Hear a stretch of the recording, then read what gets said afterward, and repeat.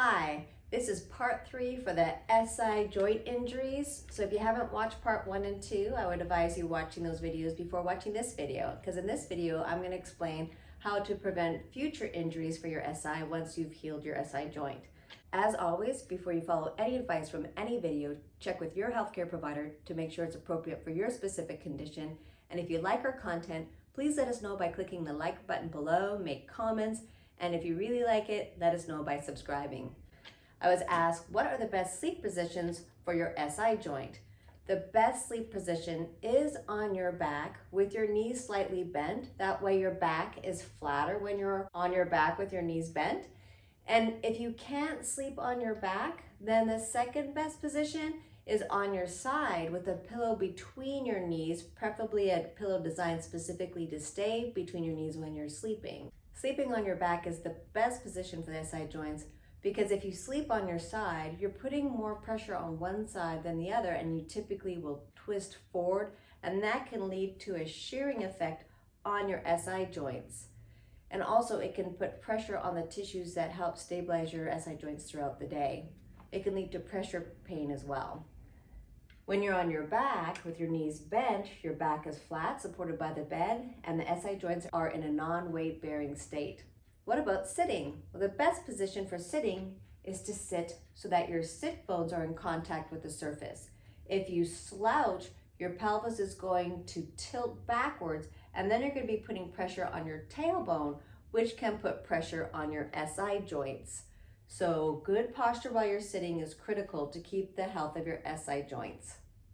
To make sure you're sitting on your sit bones, you should feel the hardness of the sit bones contacting the surface and no pressure in your tailbone area.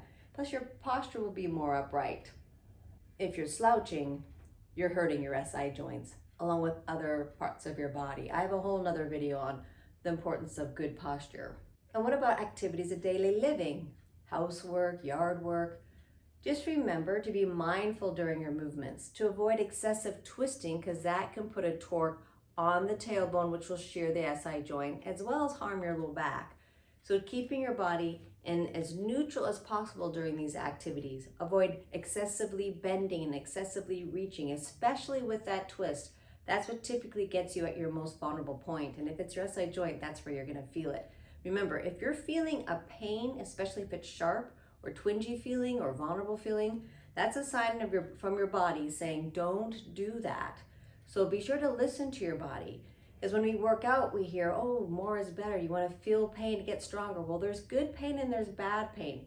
Good muscle pain, you kind of feel that it's making you stronger versus bad joint pain. That's never good. Always avoid anything that causes a joint pain. And what about exercise? How can we get ourselves stronger so our SI joints are less vulnerable? Well, typically when an SI joint injury occurs, it's because of weak abdominal muscles and super tight, strong hamstring muscles or hip flexor muscles because they do the job of the abdominal muscle, so it pulls on your bones aberrantly, causing a sprain in your SI joint.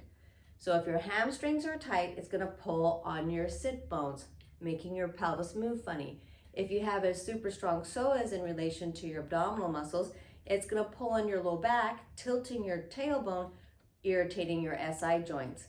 But if you engage your lower abdominal muscles, that'll pull the pubic bone up, taking pressure off your SI joints.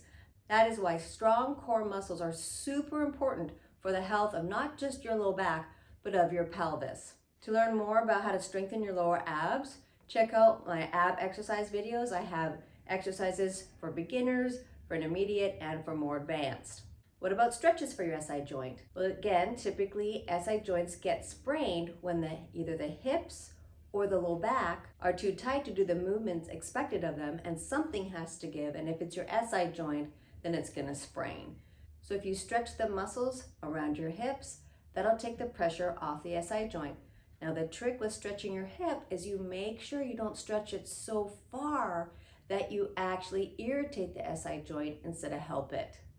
Same with the low back. If your low back is super stiff and you're trying to twist, something's going to give, and it might be your tailbone, which will sprain your SI joint. So if you have healthy, loose low back and hip muscles, chances are your SI joints won't be sprained. especially if they're stabilized by your strong core muscles. So I hope this has been helpful to you. If you have any more questions, feel free to post them below and I'll do my best to answer them. Until next time, stay well.